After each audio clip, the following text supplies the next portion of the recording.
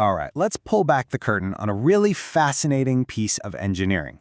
We're going to look at the system that lets AI coding assistants work so smoothly inside your favorite code editor, your command line, or even a web app. We are talking about the OpenAI Codex App Server. So, have you ever stopped to think about what's really going on when you ask an AI to refactor some code or maybe write a new test? Because, spoiler alert, it is way more complicated than just sending a simple chat message back and forth. It's actually a complex, multi-step conversation, and that kind of conversation needs its own special language. So first things first, we have to understand the core problem that OpenAI was staring down. How do you manage a really complex interaction that goes way beyond just a single question and a single answer? And this quote from OpenAI engineer Celia Chen, it just hits the nail on the head. Think about it. When you make a real-world request, something like, hey, add error handling to this function and then write a test for it, the AI doesn't just spit out an answer. It has to think, it writes some code, it shows you a diff of the changes, and maybe it even has to ask you for permission to run a command. See, this isn't just a simple back and forth, it's a structured, what we call stateful process. And all stateful means is that the system has to remember everything that's happened before, the whole context of the conversation, to figure out what to do next. So what do you do with a problem like that? Well, OpenAI's solution was, frankly, pretty darn elegant. They basically built a kind of universal translator. It's this central hub called the Codex App Server, and it's designed to manage these complex conversations no matter what front end you're using. And this is where it gets really clever. They created one single API. The protocol is bidirectional, which just means that communication flows both ways. It's not just you talking to the AI, but the AI can talk back to you, asking for things like your approval. And even more important, it decouples the AI's brain from the user interface. It's kind of like having a universal remote for your TV. The TV manufacturer can push all sorts of software updates to the TV, the AI brain, but you never need a new remote, which in this case is the app you're using. And this is what that makes possible. Just look at this list. It's the real power of that approach. I mean, whether you're using Codex in your terminal, as a VS Code extension, or even inside Apple's Xcode, you are talking to the very same core agent logic. It all goes through that one stable app server API. It's just incredibly efficient. Okay, so that's the big picture. Now let's zoom in and get into the nitty-gritty of how it actually works. To make all this possible, OpenAI designed the whole protocol around three core concepts, or as they call them, primitives. So, at the very bottom, the most basic building block, you have what's called an item. This is the smallest possible piece of the conversation. It could be your first prompt, a single line of code the AI generates, or maybe that request for your approval we talked about. It really is the atomic unit, kind of like one single text message in a long chat. Okay, so if an item is one message, the next step up is the turn. A turn basically bundles a bunch of items together into one coherent exchange.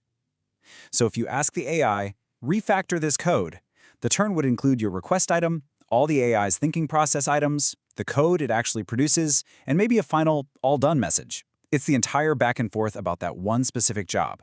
And then, wrapping everything up, you've got the thread. The thread is basically the entire history of your whole session.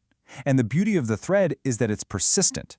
That means you can close your laptop, walk away, come back the next day, and the AI will still have the full context of your entire conversation with all of its turns and items still perfectly intact. Okay, now this flow chart is where you can really see that whole bidirectional idea in action. So here, the agent needs your permission for something. The app server literally hits pause on the entire turn and sends a request to you. You see a little prompt in your editor, you click allow, and only then does the agent get the green light to continue. This is just absolutely critical for building AI tools that we can actually trust. So we've got the theory and the building blocks down, but how does this architecture actually show up in the products that we use every day? Well, it's definitely not a one-size-fits-all kind of thing. OpenAI uses three main deployment patterns, and it all depends on the situation. And this table breaks it down perfectly. You can see how flexible this is. For their own stuff, like the VS Code extension, they use a local pattern. They just bundle the server right in, making it a simple, all-in-one installation. But for partners, say Apple or JetBrains, that partner pattern is key. It decouples the server so OpenAI can push updates to the AI's brain anytime they want without Apple needing to ship a whole new version of Xcode. And for the web app, totally independent. It just gives them the most control. It's really all about balancing control with how easy it is to deploy. All right, to really get why this matters, we kind of need to zoom out and look at the bigger picture for a second. Because OpenAI isn't the only one thinking about this problem. So where does their app server actually fit in the whole industry-wide conversation about how AI should talk to our tools?